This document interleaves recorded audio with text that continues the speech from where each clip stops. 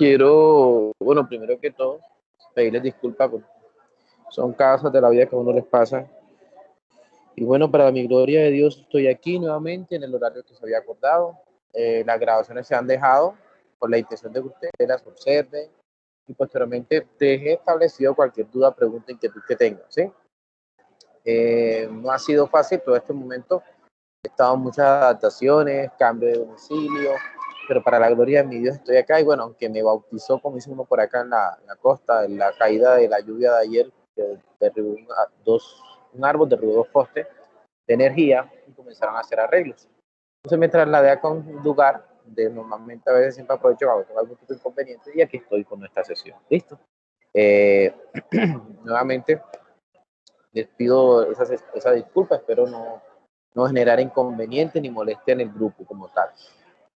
Y dando el inicio a nuestra sesión formalmente, bueno, las personitas que están acá, José Renan, ¿quién más?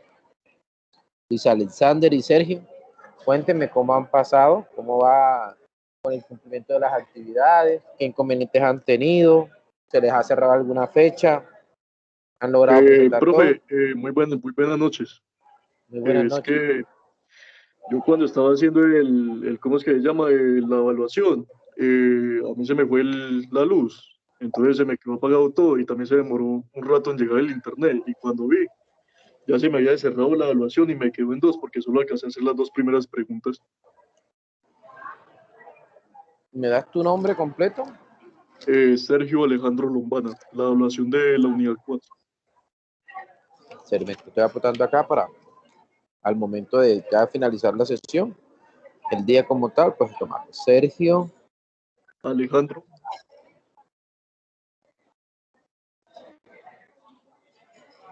Alejandro Lombano Lombana. Vélez. Sí, señor. Evaluación número 2. Pues de la unidad 4. ¿Esa cuál es? Sí, señor. Ya, listo.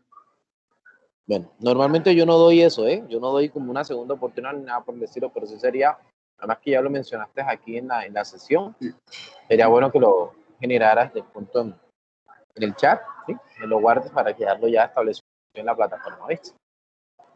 Sí, Y entonces bueno, usted me todos somos habilitaría conscientes. otro intento, profe. Sí. Ah, bueno, muchas gracias, profe. ¿Vale? Profe, Vale. ya con las otras actividades, pues más o menos uno investigando y, o sea, como interpretando lo que usted nos dice para hacer los mantepatos, los mapas conceptuales, la investigación, pues y he podido entender lo que más o menos usted nos pide a la hora de desarrollar las actividades y los foros. Ok.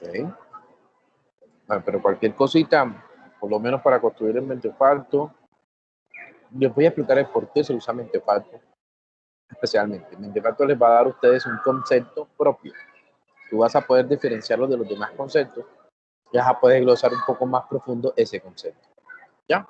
Por eso es que yo lo tomo mucho en mis actividades, en los cursos. Sí. La ventaja que les genera, ¿ya? Más que todo. Pero no, cualquier Bueno. cosita que necesiten, no duden en escribirme. Yo estaré muy atento. Me gusta más que me escriban a veces a los chats, ¿sí? A veces queda evidenciadito ahí. Y cualquier cosita muy rápida, de pronto así como te ocurrió a ti, me hubieras escrito, no sé si alcanzaste a escribirme a WhatsApp.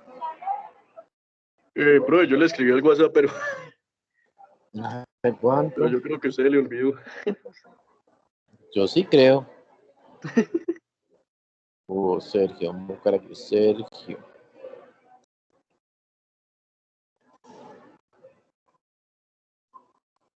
Nada, manito.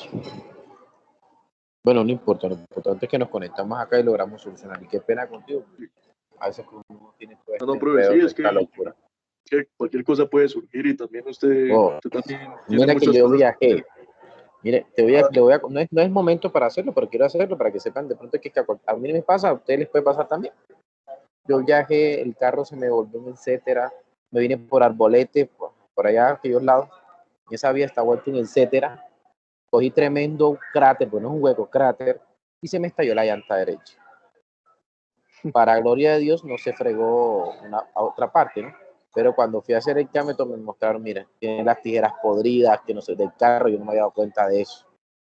Imagínate todo el chicharrón que me pasó, yo me quedé, mejor dicho, varado. Anoche estaba dando una clase, me tocó darla desde Santa Fe, conectado a un restaurante.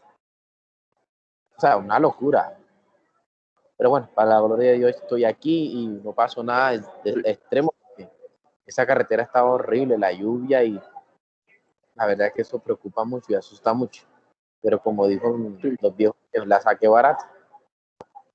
Estoy aquí y darle gracias a Dios que no hubo un accidente fatal, por así sí, decirlo. Hay cuenta que, que han habido muchos que no, accidentes pues que lo fatal. material se recupera, pero ya las vías no. Sí, así es. Imagínate, ese lado estaba mi señora que estaba más asustada que quién sabe, pero bueno. Bueno, en sí, muchas gracias en todo caso a todos por la colaboración, la espera y estar muy atentos, y por lo menos siempre cualquier duda, inquietud que íbamos transcurriendo en las clases, pues me iban preguntando. Yo les trataba de dejarle las grabaciones lo máximo posible que podía en el tiempo que estaba disponible. Y no dude nunca, por favor, de preguntar lo que necesite, cualquier duda, inquietud que tenga, porque normalmente, obviamente, todo esto puede surgir, ¿sí? Entonces, hoy vamos a continuar con esta sesión. Ya están viendo la pantalla, ¿cierto? Sí, señor. Listo. Sí, señor. Entonces, listo. Hoy estamos nosotros iniciando semana número 4. Esta semana, prácticamente, lleva del 20 al 26. Nosotros tenemos la evaluación. Algunos, pues, ya están trabajando, están dándole a esta parte. ¿Sí? Eso es más que todo dentro de la unidad número 6. Vamos a ver en qué consiste la unidad número 6, los conceptos, las actividades. Gran parte que les voy a hacer una recomendación frente a actividades de aprendizaje que le va a permitir reforzar el concepto y el conocimiento que estamos adquiriendo en este punto. ¿Listo? Como es de costumbre, siempre revisamos nuestro plan estratégico para ubicarnos, nuestro módulo, el foro de aviso. Ups, se salió. ¿Está? Listo.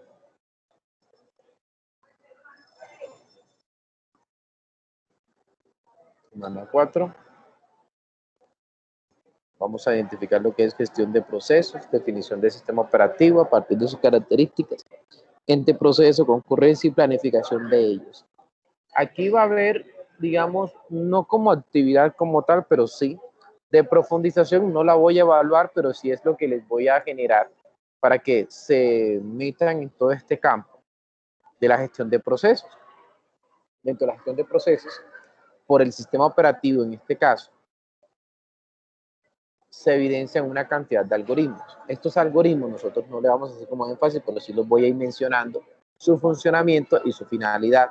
Nosotros hoy por hoy, dentro del ejercicio de profesional como ingeniero, siempre tratamos de abordar, utilizar este tipo digamos, de algoritmos como, digamos, herramienta o metodología para darle solución a algunas preguntas, algunas dudas, algunas inquietudes que surgen en el transcurso del desarrollo, ¿cierto? Nosotros nos apoyamos con la lógica que tienen estos algoritmos y podemos darle solución a muchos. En el momento dado que corresponde explicar un algoritmo, yo les estaré indicando ciertos ejemplos, incluso uno en particular que yo utilicé con su base para darle solución a una problemática en un software que me tocó desarrollar para un astillero. Esto fue a mediados del año 2015, por ahí, sí, o 2014, mentira, antes de 2014, que yo desarrollé una aplicación para un astillero, Cotecmar, no sé si lo han escuchado, de un astillero híbrido, o sea, tiene parte del gobierno y también privado. Prácticamente desarrolladores de tecnología e innovación en lo que son nodrizas. Y en ese momento surgió una inquietud. Yo estaba en el departamento de informática y hice con base a mi proyecto de grado, hice la solución que ellos necesitaban en ese momento con mis compañeros. Y bueno, fue bien aceptada. Ahora mismo pues tuvieron una actualización, porque ya la actualización le metieron otras cositas más, pero bueno, igual la base, la lógica estuvo ahí y yo la tomé prácticamente con la gestión de uno de estos algoritmos.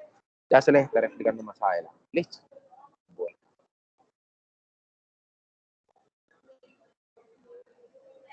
Identificando, nos ubicamos en la unidad número 6. En esta unidad, aquí está la evaluación.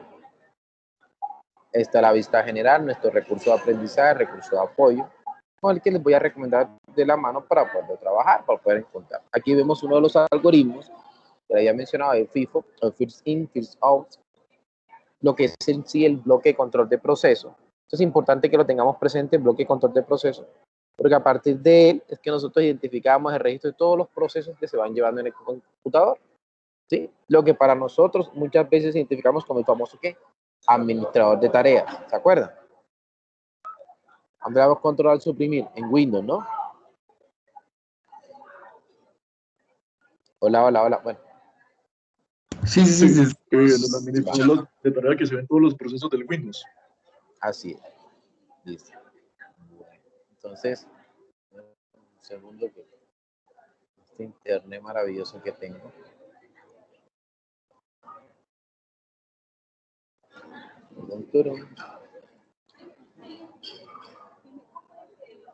Un par de lecturas complementarias. Esta primerita, básicamente, nos enfoca lo que es la planificación de los procesos. Seleccionado, miren que es la licencia que siempre utilizo en la mayoría de mis documentos, una licencia de Creative Commons, licencia que no permite remunerar, pero sí podemos reutilizarla, dándole reconocimiento a las personas, como lo del muñequito, a las personas que le hicieron, ¿cierto? De la Universidad Carlos III de Madrid, es un material de profundización para ver la planificación de los procesos. ¿En qué consiste todo esto? Bueno, los sistemas operativos como tal utilizan ciertos mecanismos. ¿Para qué? Para poder administrar, gestionar y controlar los procesos. Pero en concepto en sí, ¿qué es un proceso? Es un programa en ejecución. Así de sencillo. Eso es lo que es un proceso, un programa en ejecución. Entonces nosotros, a medida que transcurre, estamos identificando, nos damos cuenta de que un proceso tiene un conjunto de fases, un conjunto de etapas para poder ser ejecutado, para poder trabajar. ¿Sí? El proceso como tal se instancia y al momento de instanciarse, obviamente se va a reconocer de dónde proviene, de algún dispositivo de entrada y salida o una ejecución interna dentro del procesador con las memorias. Todo esto tiene prácticamente en sí un conjunto de recursos asignados, tanto de procesamiento como de memoria. Entonces, en pocas palabras, el recurso aquí que lo fundamenta, que le da la base a un proceso, viene a partir de esa estructura. ¿Y esa estructura dónde se marca? ¿Se acuerdan el recurso que les mostré, el BCP, el bloque de control de proceso? Ahí se marca todo. ¿Cuánto de procesamiento tiene? Entonces, cada programa tiene esa estructura. Lo que muchas veces nosotros en los distintos algoritmos reconocemos como una imagen del proceso. ¿Ya? Entonces, a partir de Unix, que es prácticamente la familia de los sistemas operativos, donde nació prácticamente la mayoría de todos los sistemas operativos, existe un concepto denominado la llamada al sistema para crear un nuevo proceso. Y a este se le denomina el famoso fork. ¿Sí? En Unix, y no solamente él, sino en Linux, y a partir de aquí muchos de los que estaban predispuestos lo ven de esa manera. Cuando esto sucede, esta famosa llamada al sistema para crear un nuevo proceso, esta crea una copia casi idéntica de un proceso padre. ¿Sí? Se cayó el internet. Ah, no, no se cayó. Fue ingreso de otra persona. Qué pena por haber interrumpido de esta manera. Profesor, una pregunta. Dígame. Lo que pasa es que en la empresa a mí me tocó hacer un extractor, el caso es que tenía que mirar todo el día, tenía que generar un diagnóstico del computador en tiempo real. Y los forks en Windows, ¿cómo se traducirían? O sea, en Windows, ¿cómo podrían estar o no están como tal? Porque solo, o sea, que yo sepa, solo están en Linux los forks. En Linux y en Sí. Unix. ¿En Windows hay algo similar a los forks que yo pueda obtener ese tipo de información? Como tal, Windows no toma esa data. Bueno, en caso de Windows, no es que no tome la data como tal, ¿sí? Sino que Windows en este caso organiza de una manera diferente. Cuando esto sucede, le llama imagen de memoria. Y acá el famoso BCP o bloque de control de proceso existe el famoso PSW, que es la palabra estado. ¿Sí? Entonces, esa palabra estado es la que hace la función del fork prácticamente y lo genera. ¿Ya? Ese conjunto de instrucción. Ok, ok, gracias, profe. Gracias. Vale.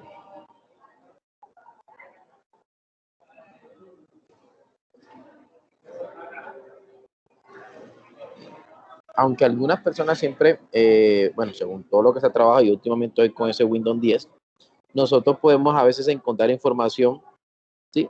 En, o sea, cómo se identificaría en ese caso el force, pero es para tratar, y se ve más que todo como estrategia de evitar la bifurcación, ¿sí? No sé si lo has visto en algún momento, de pronto tú habrás trabajado, te habrás dado cuenta, ¿sí? Básicamente con la API 32 que siempre le visualiza uno las cositas, pero no, o sea, Sí. realmente se puede utilizar algo muy parecido, pero ese tipo de llamada lo que hace es devolver prácticamente un identificador al proceso hijo, ¿ya? Bueno, para identificarlo básicamente cuando se está creando. Pero sí, efectivamente, desde Unix hacia Linux y donde más nosotros nos referenciamos, ¿sí? Por ejemplo, en Linux, a ver si no estoy mal, existe un comando llamado kill, no sé si lo has visto, o lo has probado. Matar procesos. Ah, entonces lo que hacemos es simplemente en este caso, a vez de crearlo con el for, con el kill, lo eliminamos, ¿chaco? ¿Sí me entiendes? Lo mismo acá, entonces nosotros dentro, en Windows ya sería dentro el bloque de control de proceso, nuestro BCP, normalmente es nuestro gestor de administrador, lo que hacemos es simplemente finalizar tarea, ¿sí? Pero a través del comando como tal, pues decirte que lo he trabajado y lo he iniciado así como tal, desde CMD, no, solamente puro exit y chao, ¿sí? Cerrar o break, básicamente, pero no, normalmente es lo que se ve como tal. De manera, digamos, podemos decir que de cierto momento, sí, se había trabajado, pero no, la verdad es que no lo he visto así. Es más, no sé si te diste cuenta de pronto una de las lecturas que habrás trabajado. Eh, a veces incluso para generar esa bomba que llaman por ahí una bomba de Fox, ¿sí? Para generar un ataque de OS. ¿Sí lo has leído sobre eso? Sí, para denegar servicios porque consume mucha memoria, muchos Bueno, recursos. bueno, entonces a través de la función esa force, lo que hacemos es simplemente lo trabajamos. Aunque en Windows no se usa, por lo menos yo en Windows no lo trabajaba, simplemente hacía por ejercicio desde la parte del administrador de tareas, ¿ya? Tuve una experiencia, sí, no te voy a mentir, una asignatura que trabajé en mi maestría, que se denominó, ¿cómo que se llama? Sistemas de alto rendimiento. Y en ese momento trabajamos con puro Linux, por eso te hablo sobre Linux, pero con Windows no me considero así como experto, pero ya me quedó la intriga así como tal y quiero profundizar un poquito más sobre eso, ¿viste? Pero la tendré pendiente ahí para la próxima sesión, ¿vale? Y una última pregunta que antes de que continúe. Bueno, Entonces, ¿los forks son hilos de procesos o como tal son procesos? con el Fox, mira, con el Fox lo que hacemos es prácticamente una llamada, ¿sí? El proceso se denomina Fox como tal y lo creamos. A partir de él es que creamos la línea de procesos o los hilos, como así decirlo. Fork es la llamada. Ah, ok, ok. Por eso es que te hablaba yo del administrador de tareas, ese era prácticamente el reflejo que tenemos, ¿ya? Listo, sí, señor. Bueno, esto básicamente es lo que nosotros normalmente podemos trabajar. Este recurso es muy chévere porque ustedes se pueden ya entender un poquito más, a profundizar ese tipo de conceptos, ¿ya? Ah, esa es una de las lecturas. La segunda lectura que vemos acá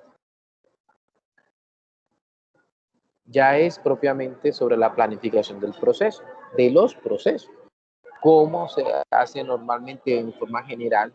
¿Sí? Este es básicamente la Universidad Nacional del Sur. Es un documento, un requerimiento que me parece muy chévere que quiero compartir con ustedes y que podemos utilizar para recopilar una cantidad de información como cuál. Bueno, aquí vamos a ver en pocas palabras cómo sería la secuencia alternada de las ráfagas de la CPU. ¿Qué quiere decir con esto? De esa alternancia para hacer la consulta y solicitud de, digamos, de un recurso, de un elemento hacia el sistema como tal. ¿Cómo lo vamos haciendo? Bueno, la CPU de manera burst prácticamente lo que hace es utilizar, cargar prácticamente un conjunto de instrucciones a partir de qué? De los dispositivos de entrada y salida. ¿Sí? Entonces, de cómo funciona con el ciclo de la planificación, existen dos cosas, lo que es un planificador y lo que es un seleccionador. El planificador o el famoso scheduler es el que se encarga de organizar los procesos y con una tabla identificar cuál de ellos tiene mayor prioridad, menor prioridad, todo depende del algoritmo, ¿no? El algoritmo que se vea. Y qué característica fundamental va a tener, como cuál, que sea apropiativo o no apropiativo. En unas partes lo llaman de esta manera, en otras lo llaman expropiativo o no propiativo. ¿Qué quiere decir con esto? Que en ese caso el proceso que llegue de acuerdo al algoritmo va a tener una prioridad y dependiendo de la prioridad que tenga estipulada dentro del sistema, así sacará un proceso que esté ejecutándose, que tenga en ese momento la atención del procesador, lo que hace es excluirlo y lo pasa a una lista, ¿ya? Esa es la forma como él trabaja, básicamente. Entonces, a partir del despachador es que hace la selección y la ejecución de esto. Ya, así de sencillo. ¿Listo? Pues aquí vamos a ver ciertos criterios que se utilizan, por lo menos. La utilización de la CPU, cuánto tiempo va a durar, el tiempo de procesamiento, el tiempo de retorno, el tiempo de espera y el tiempo de respuesta de cada uno de ellos. ¿Sí? Entonces, con base a ese cuadro amplio, con esas características, los algoritmos terminan planificando. Por ejemplo, aquí vemos el primer algoritmo de planificación, el FCFS, ¿sí? Primero que entra, primero que sale, esto no tiene problema. Nada más le interesa el tiempo de ráfaga, el tiempo que consume en máquina, ¿sí? Entonces, primero, segundo y tercero ya fue organizado, este consume 24, este 3 y este 3. Simplemente se genera a través de un mapa de Gantt, ¿sí? Algunos lo llaman carta de Gantt, pero es un mapa de Gantt, lo que a veces vemos nosotros en actividades. Bueno, lo que hacemos es organizar. Desde el primero, en el tiempo 0 milisegundos, hasta el tiempo que este va a consumir. Esto normalmente viene por milisegundos, ¿sí? Básicamente así es como se ve. ¿Ya?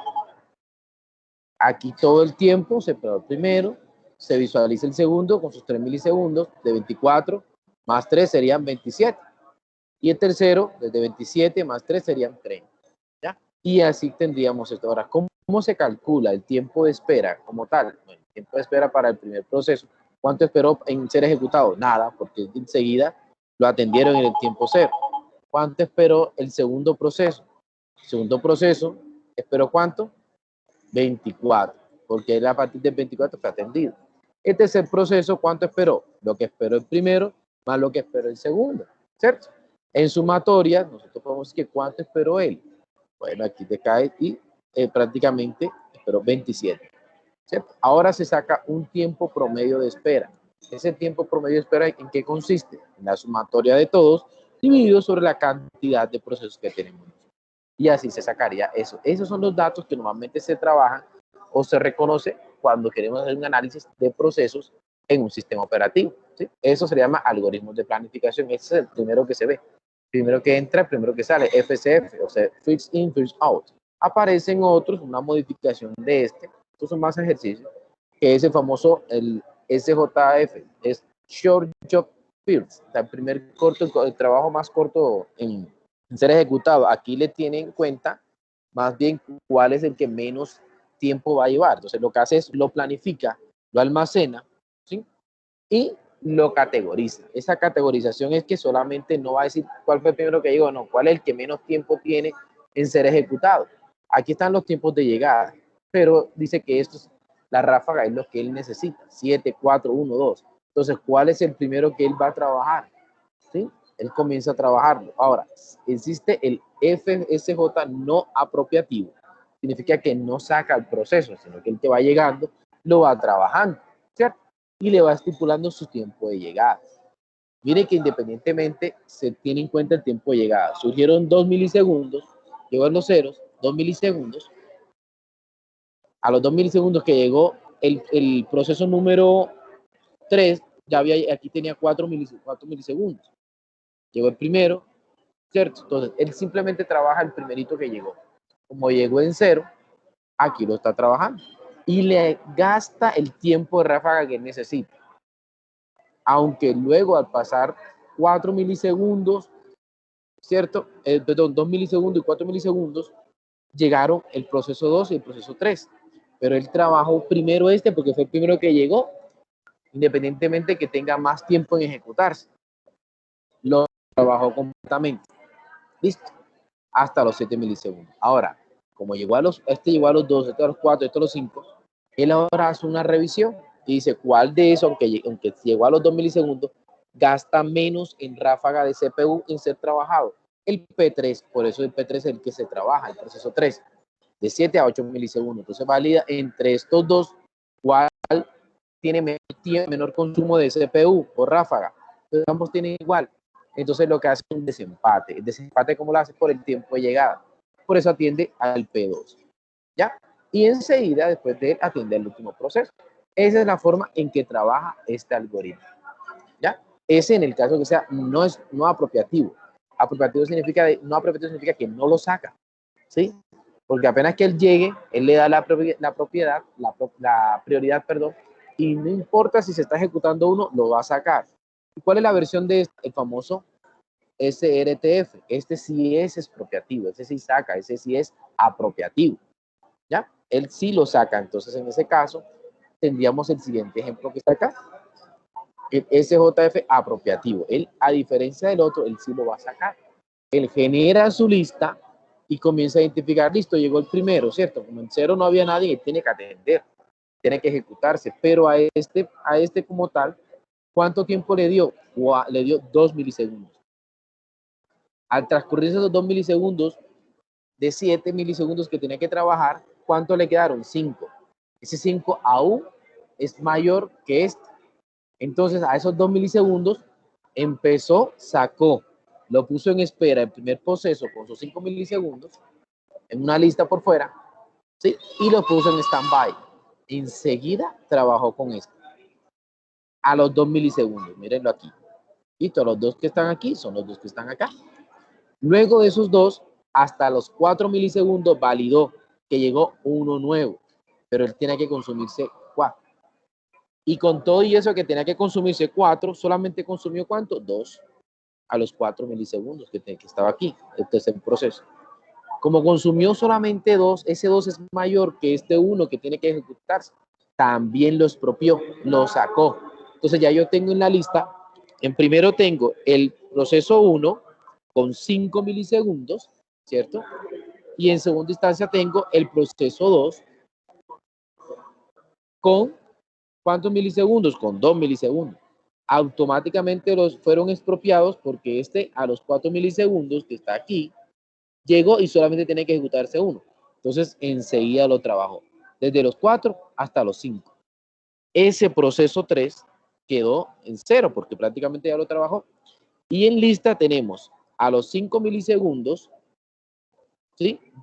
En lista vamos a tener al proceso 1, proceso 2 y al proceso 4, porque el proceso 4 llegó a los 5 milisegundos justamente cuando se terminó el proceso 3. Entonces, como terminó el proceso y ese tiene 4 para ejecutarse, ¿cuál de esos 3 que quedaron en línea, el 5, el proceso 1, el proceso 2 y el proceso 4, quedó con menor ráfaga de tiempo en ser ejecutado? El proceso 2, porque él se consumieron 2 acá. Significa que él sería el que tendría que ser trabajado, por eso aparece en el mapa de Gantt. Se ejecutan sus 2 milisegundos, porque ya no hay más en tiempo, se ejecutan los 2 milisegundos que tenía que trabajar hasta 7. En ese momento quedó el proceso 1 y el proceso 4. ¿Cuál de los dos quedó con menos tiempo? El proceso 4, porque el que tiene 4 milisegundos. Acuérdense que el primero quedó con 5. Y automáticamente trabajó el proceso 4 con todos sus 4 milisegundos que necesitaba. Listo. Después que termina, ahora sí, le generó los últimos 5 milisegundos en ejecución al proceso 1. Entonces, aquí automáticamente, por ser apropiativo, los fue despojando. En el tiempo en que iba llegando, validaba quién tenía menor tiempo de ráfaga en ser ejecutado en ese momento y lo trabajaba. Para hacer el mismo cálculo del tiempo promedio de espera, se identifican los 4 procesos, pero acuérdense que hay que identificar cuánto esperó el primer proceso en ser atendido. Dice que esperó 9 milisegundos, porque el primero no lo atendieron de primerito, ¿cierto? Él no esperó nada. Luego, a los 2 milisegundos, estando aquí de 2 a 11, ¿cuánto hay? ¿Cuánto le tocó esperar? 2, 3, 4, 5, 6, 7, 8, 9, 10 y 11. Esperó 9, por eso aparece 9. 0 más 9, que fue el inicio. Ahí están los 9 milisegundos que él esperó, ¿verdad? Y lo vamos a sumar ahora con cuánto esperó el segundo proceso en ser atendido. El segundo proceso en ser atendido lo atendieron enseguida, ¿cierto? Cuando llegó a los 2 milisegundos. El segundo proceso, entonces ese sería A los 2 lo atendieron, no esperó nada, 0. Pero él aparece nuevamente por acá a los 5. Entonces, de 2 a 5, ¿cuánto esperó? Perdón, de 4 aquí, que la trabaja hasta los 4, de 4 a 5, ¿cuánto esperó? 1 milisegundo, por eso aparece aquí 1 milisegundo. 1, se está sumando. Ahora, el proceso 3, ¿cuánto esperó en ser atendido? El proceso 3 llegó a los 4 milisegundos. Si ya miramos acá a los 4 milisegundos, él no esperó nada, porque se consumió completo su tiempo de ráfaga y por eso se suma más 0. ¿Cuánto esperó el cuarto proceso en ser atendido? Él llegó a los 5 milisegundos, pero ¿cuándo fue atendido? A los 7 milisegundos. Eso significa que esperó ¿cuánto? 2 milisegundos. Se suma todos esos valores entre el número total de procesos y da el tiempo promedio de espera. El tiempo promedio de espera en los algoritmos nos está indicando, en pocas palabras, ¿sí?, cuánto es el rendimiento o la eficiencia del sistema. Es decir, es el que me va a decir a mí si un algoritmo de estos que estamos identificando nosotros se le puede decir que es el más viable, valga la redundancia para colocar el más, o es el que tiene mejor rendimiento frente a la gestión de los procesos. Aparece otro proceso que se llama acá, perdón, otro algoritmo que se llama planificación por prioridad. Aquí ya, a diferencia de los anteriores, se le da una prioridad a cada proceso, ¿sí? Existe básicamente porque surgió por ciertos inconvenientes que veíamos anteriormente y nos dábamos cuenta de que, ok, este llegaba y sacaba un proceso simplemente porque se ejecutaba menos. Entonces, esa era la prioridad que se le estaba dando. Acá, para tratar de darle como mejor tiempo, nos damos cuenta, aunque sea más largo el tiempo que se tiene que ejecutar, pero es un proceso que tiene prioridad, ¿sí?, que necesita ser ejecutado o mantenerse en ejecución.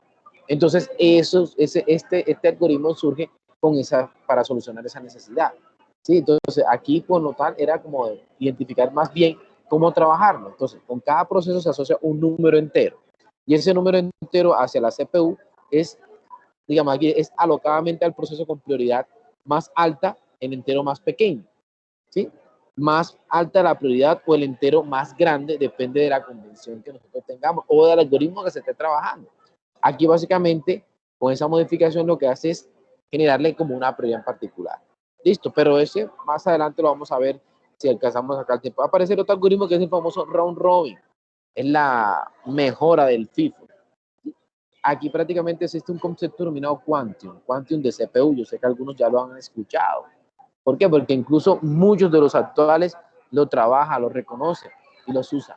El Quantium de la CPU lo que hace es asignarle a cada proceso un tiempo. No me importa, o sea, no le importa si tiene prioridad o no, le genera un tiempo. Y de esta manera hace una distribución equitativa entre los procesos, ¿sí?, para que estos puedan ser tomados, puedan ser trabajados.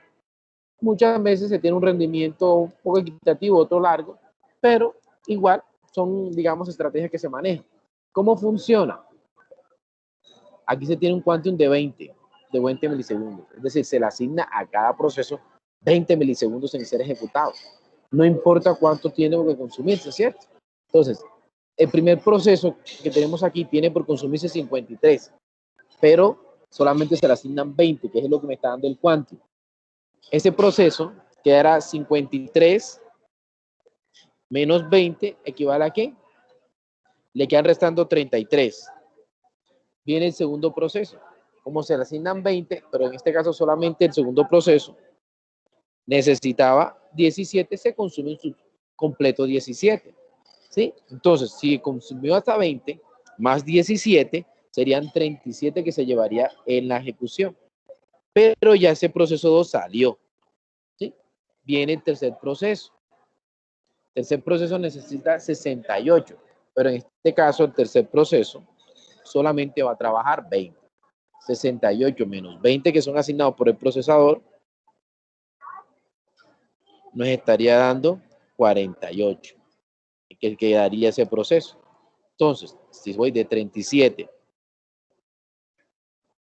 más 20 que se consume, quedaría en 57. ¿Qué vemos acá?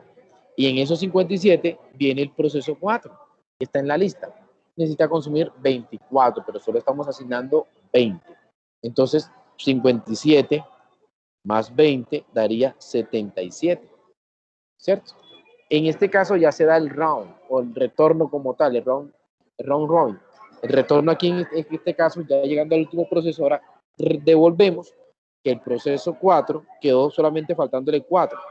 Ahora se tiene que consumir del proceso 1, quedó en 33, menos 20, ¿cierto? Proceso 1 acá, menos 20. ¿Cuánto quedaría el proceso 1 pendiente en menos 20? Quedarían 13 por ser consumidos, ¿sí? Pero de los 77 más 20, quedó en 97, en que se va ejecutando. ¿Listo? Entonces, viene el proceso 4 que estaba en la misma lista, pero el proceso 2, pero el proceso 2 ya se trabajó, ya salió, no viene el proceso 2, viene el proceso 3.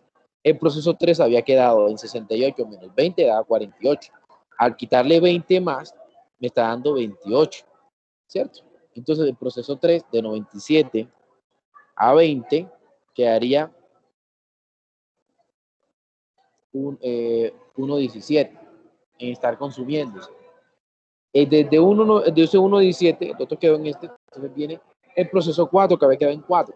Entonces, 1.17 más 4, 17, 18, 19, 20, 21. Aquí lo tenemos.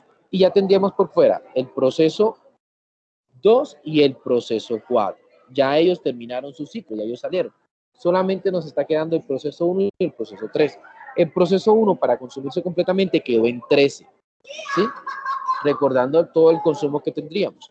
Entonces nosotros ahí en ese consumo quedaría ¿cuánto? 121 más 13, eso estaría 134, ¿cierto? Entonces ya el proceso 1 sale, ya se consume. Ahora pasa con el siguiente proceso. ¿Cuál es el proceso 3? Y el proceso 3 había quedado en 28. Entonces, al sumar los 134 más 20, eso daba 154. Se consumieron 20, porque él está dando 20. Ahí se rompe y da 154. A ese 154 quedaron en 8, faltando. Esos 8 serían 154 más 8, 62, 162. Y ahí está todo el consumo como funciona. ¿Ya? Ambos, todos los 4 procesos terminarían siendo acabados. En pocas palabras, el funcionamiento a través del mapa de GAN me muestra a mí todo el rendimiento, el tiempo de respuesta, el tiempo de retorno, todo lo que vemos nosotros identificando y cada uno cómo va pasando. Para eso ese mapa, para poder sacar el tiempo de respuesta, espera promedio, el tiempo de respuesta que habíamos identificado. Aquí vemos cómo funciona, básicamente en este caso. Fíjense que en mi caso, les puedo decir que apareció unos algoritmos. Yo utilicé ese round robin especialmente para ese ejercicio que tuve allá en el astillero. Yo trabajé digamos, con este algoritmo, dándole prioridad, pero en ese caso era porque los dueños de los buques dejan un buque en el astillero y necesitan revisar estar pendiente de las revisiones que le hacen al casco y todo lo demás. Entonces se generó un robot que estuviera con cámara, que estuviera visualizándole todo lo que ellos estaban pasando alrededor del buque, para que la persona estuviera en tiempo real visualizando lo que estaba sucediendo y tuviera la grabación también. Se le asignaron unos tiempos de ingreso a la plataforma para que ellos visualizaran en ese momento lo que ya estaba visto, lo que se había guardado y lo que se tenía que evidenciar. Entonces, eso fue prácticamente la intención acá, que yo hice, o prácticamente con mis compañeros integramos. Listo. Aparece también otro concepto que es el de cola de multiniveles. En este caso, aquí lo que busca es que una cola de los listos está particionado como tal y cada cola también tiene su propio algoritmo de planificación.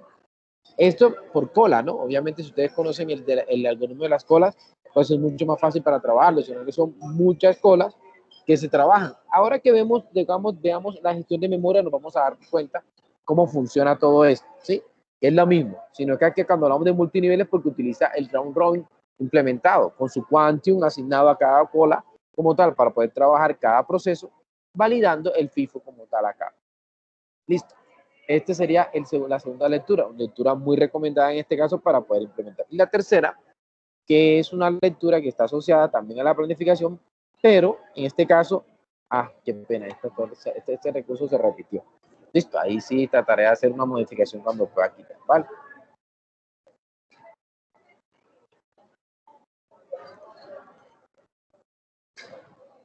Qué pena con ustedes aquí.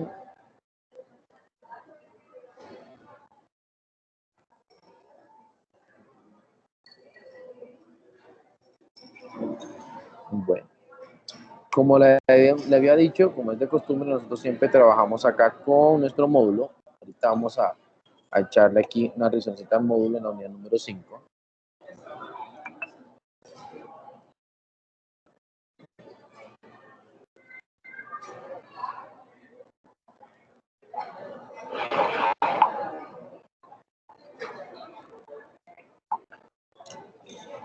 Hasta aquí, ¿cómo vamos? ¿Tienen alguna pregunta, alguna duda?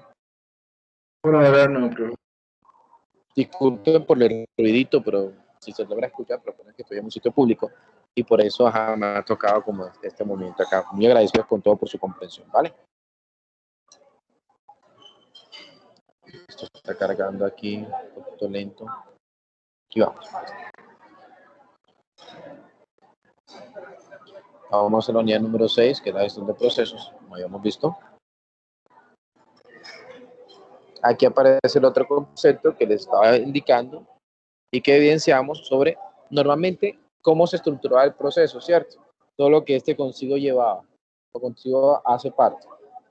¿Qué conlleva una tabla de procesos? Ese que ya había mencionado, y que este conlleva una identificación, en qué instrucción va, ese es el famoso contador del programa, el registro que tiene el procesador, el estado como tal, ¿sí? Cómo está ese proceso, si está bloqueado, si está en espera, lo que ya hicimos con el ejercicio de planificación, que pasaba, o sea, llegaba, expropiaba un proceso y lo pasaba a espera, a esa lista. El control de sus tiempos, que son las estadísticas que vemos nosotros, y en el caso que el proceso esté en entrada o salida, cual sea, ¿verdad? Su categorización o identificación. Cada proceso va a poder comunicarse, va a poder hacer una llamada al sistema, con el que habíamos hablado, para poder ser creado, ¿sí?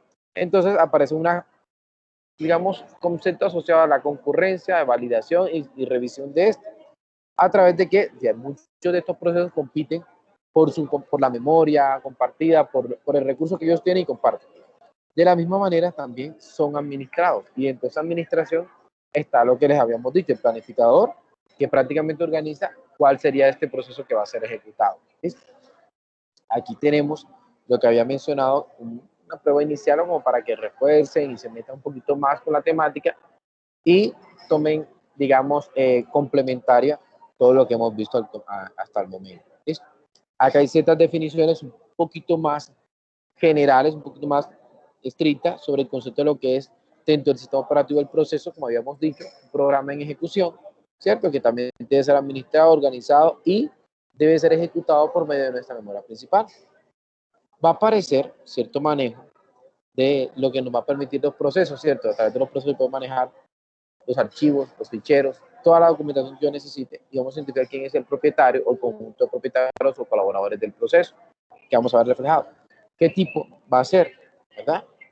A veces aquí prácticamente todo esto nos puede permitir gestionar la información de un proceso en particular. La tabla y modelo de procesos, o cómo se organizan los procesos estadísticamente hablando, su consumo de memoria, que ahora habíamos dicho, es prácticamente el administrador de tareas donde se encuentra visualizado. Cada uno de estos genera todo este tipo de contenido frente al proceso, cómo identificarlo y cómo reconocerlo. ¿Listo? El concepto de multiprogramación, bueno, de acuerdo a cómo organizamos nosotros ese multinivel que a veces vemos, ¿verdad? Y que también nos damos cuenta que cada proceso tiene un conjunto de recursos asignados. Bueno, cuando el sistema de manera tradicional de un programa, cada programa identifica el uso de memoria que usted va a tener por el sistema operativo, ¿verdad? Y el uso de memoria que no va a estar en uso, la memoria que no va a estar en uso. Pero cuando tenemos un ambiente multiprogramación, lo que hacemos es subdividir. El sistema operativo lo que hace es subdividir en espacios, en bloques, a lo que llaman marcos de memoria. Esos marcos de memoria le va asignando a cada programa un espacio, ¿sí? Y genera el espacio que va a estar disponible. Entonces, más adelante, cuando veamos los algoritmos de estructuración de la memoria, segmentación, paginación, nos vamos a dar cuenta cómo funcionan los marcos, ¿sí? Para asignar como tal este proceso.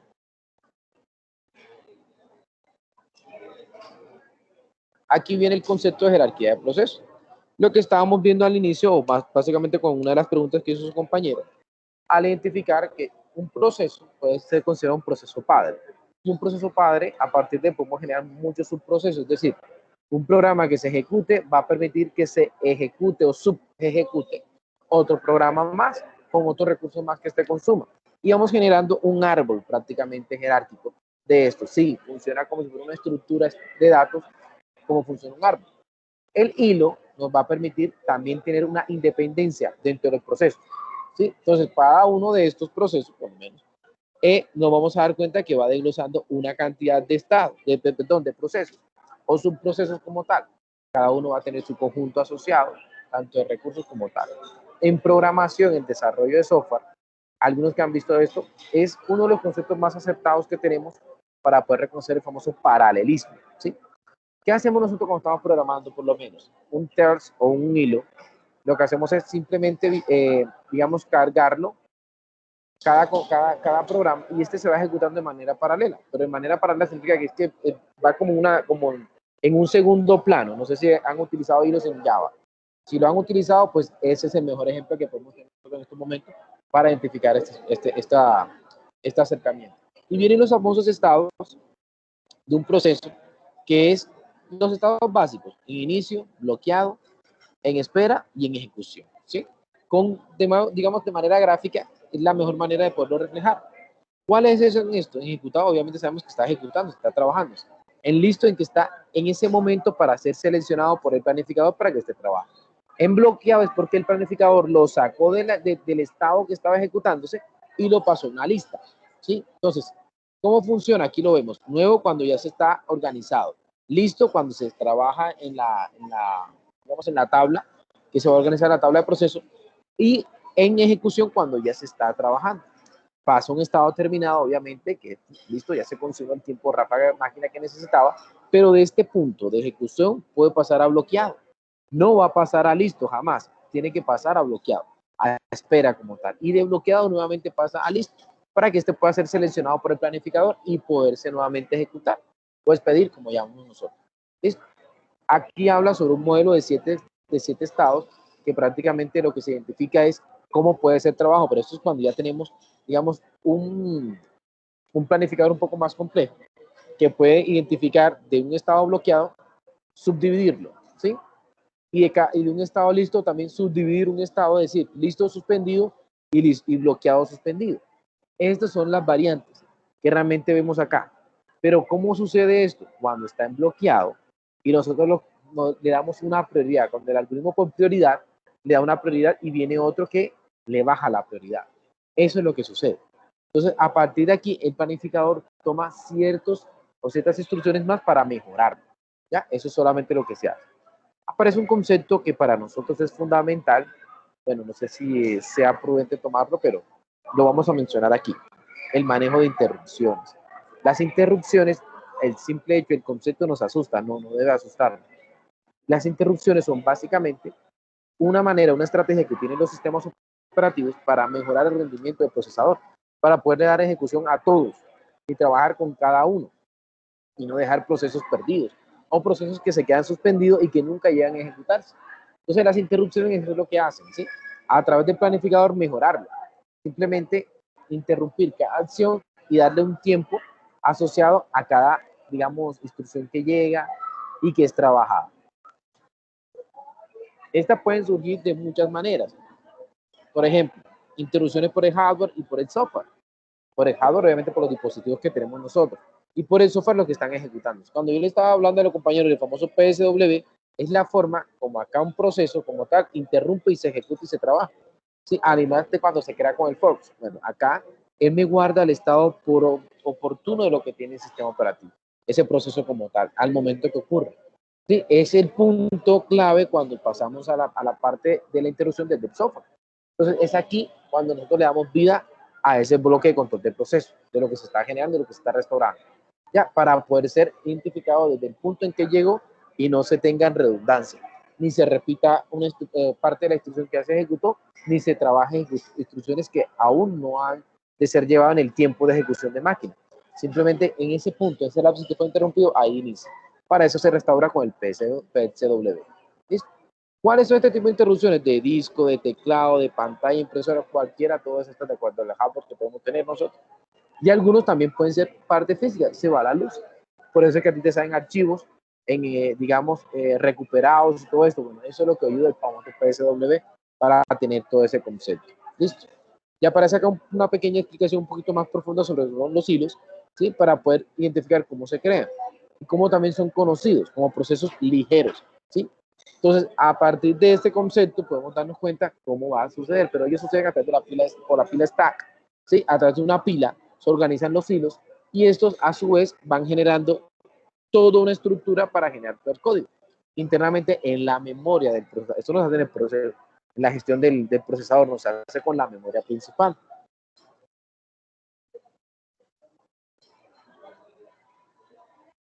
Eso básicamente como para tener un concepto sobre eso. Y ya, a manera de lectura, obviamente, si ya tienes la experiencia generando los hilos, pues ya puede ser mucho más fácil. ¿Listo? Esto es como para tener claro como por lo menos ese tema ahí. Y la parte de la comunicación de la concurrencia con los procesos, eso sí la vamos a ver más adelante. Eso se hace parte, enlaza con los hilos. Entonces, trataremos de verlo un poquito más la próxima sesión. ¿Listo? Mientras el tiempo nos alcance. ¿Tienen alguna pregunta, alguna duda? No, profe, ninguno. Vale, entonces, Profe, ahorita mismo para tomarnos estos 5 minuticos, para tomarme algo acá, para refrescar, y nos vemos a los que están conmigo en auditoría. Nos vemos ahorita en 5 minutitos. ¿Listo? feliz noche, profe. Listo. Feliz noche, bendiciones. Muchas gracias por todo y por la comprensión. Dios me los bendiga.